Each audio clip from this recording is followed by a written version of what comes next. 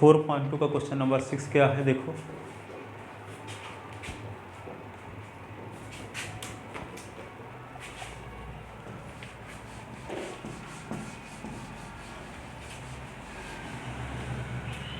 ये है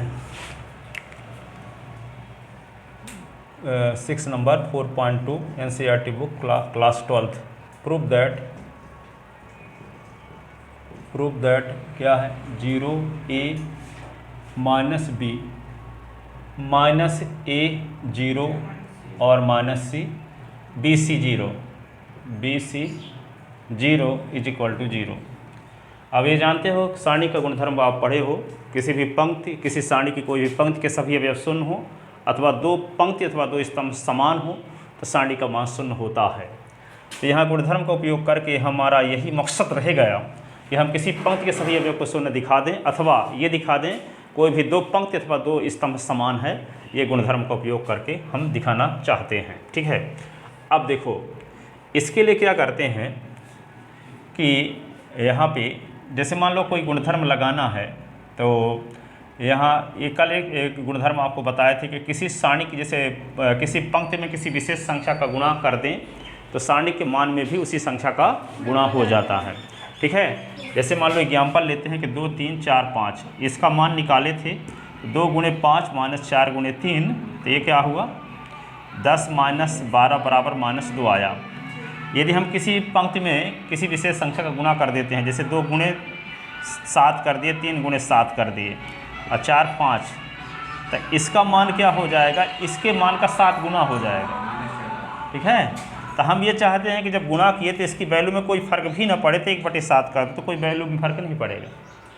7 का गुणा किए तो 7 का भाग भी दे देंगे तो उसकी वैल्यू में कोई फ़र्क नहीं पड़ेगा। लेकिन किसी पंक्ति में 7 का गुणा कर देने से उसके मान में भी उसी संख्या का गुणा हो जाता है था तो उसका मान भी 7 गुना हो जाएगा। तो हम ये चाहते हैं कि सारणी के मान में कोई फर्क भी ना पड़े तो क्या करें जिसका गुणा करें उसी का भाग दे दें। ठीक है, तो यहाँ पे इसमें दो पंक्ति और दो स्तंभ को समान करने के लिए हम क्या करते हैं R1 में हम C का गुणा करते हैं तो C का गुणा जब करेंगे तो C का भाग देंगे।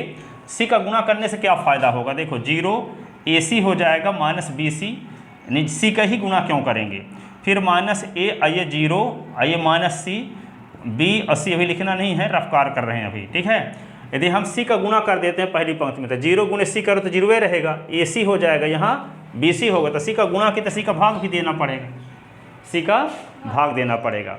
अब देखो यहाँ पे माइनस BC है इसको भी यहाँ भी माइनस BC यदि होता माइनस BC यहाँ भी होता तो ये इसमें क्या करते इसमें से इसको घटा देते शून्य बन जाता लेकिन है नहीं यहाँ।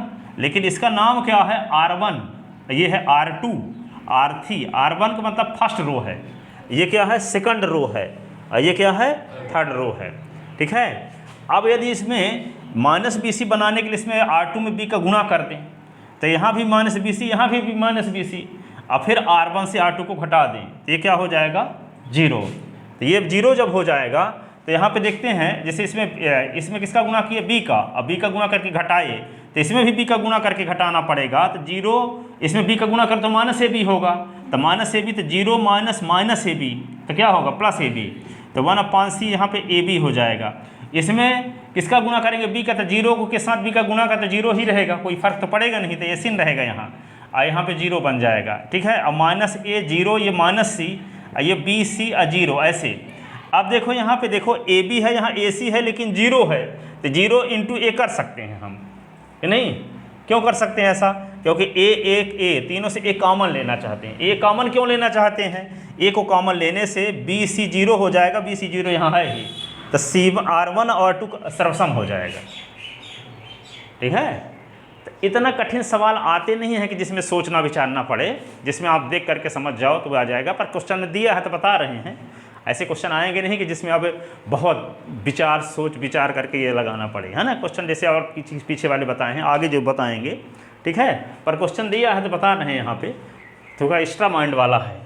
ठीक है, ये तो इससे परेशान ना होना कि परीक्षा में आएगा तो हम क्या करेंगे ऐसे क्वेश्चन या ऐसे नहीं आती है सब आते हैं इनको देख करके ही आप समझ जाओ क्या करना है। पर एक ऐसा क्वेश्चन ये दिया है थोड़ा सा ज़्यादा दिमाग लग रहा है। ठीक है, सबसे पहले क्या करेंगे, R1 में C का गुणा करेंगे तो C का भाग दे देंगे।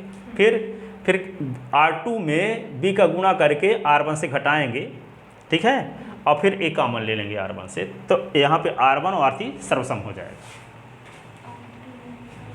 ठीक है, तो लिखते हैं मल्टीप्लाइंग, हिंदी मीडियम के हो ना, R1 में A का गुणा करने पर,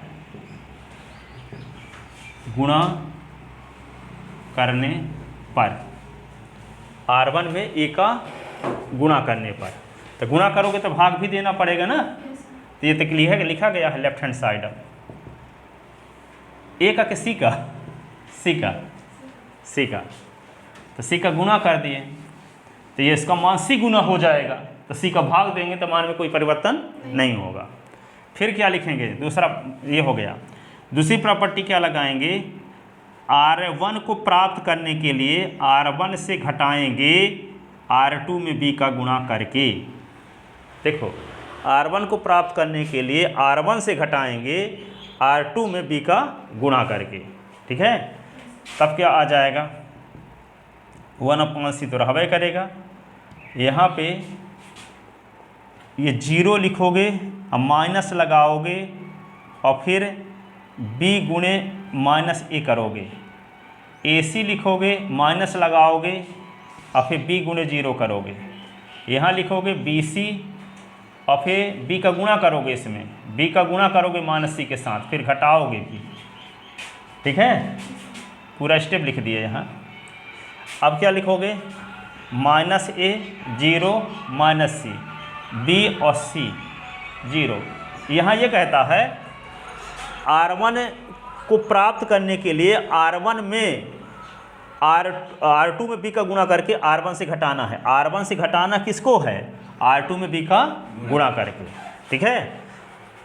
अब यहाँ पे क्या लिखोगे, 1/C, इसको लिखोगे B और एक -A का गुणा -AB, -AB का माइनस के साथ तो AB, ये क्या होगा, AC रहेगा, ये क्या हो जाएगा, -BC रहेगा और माइनस प्लस BC तो 0 बन जाएगा, ठीक है। और यहाँ क्या लिख दें, -A 0 और -C, ये क्या है, BC 0, ये हुआ BC 0।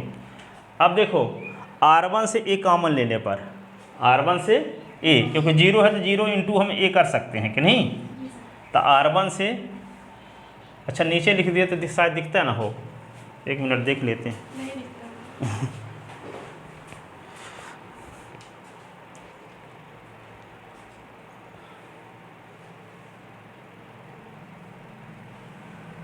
हाँ, नीचे वाली लाइन नहीं दिखती, साइड में लिखते हैं, इस वाली लाइन को यहाँ लिखे देते हैं,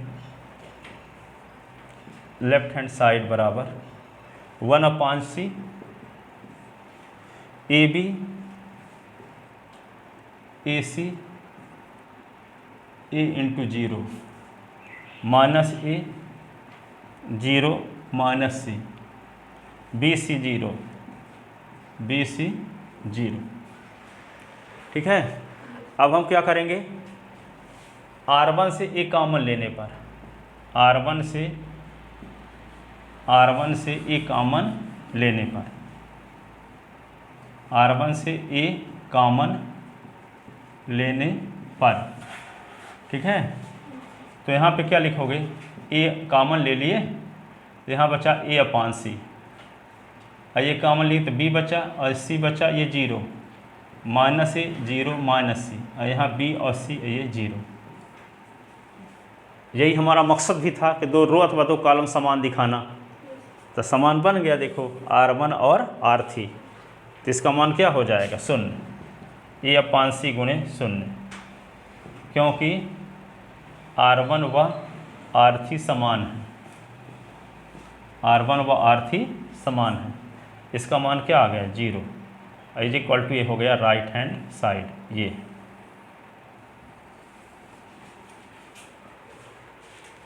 राइट हैंड साइड।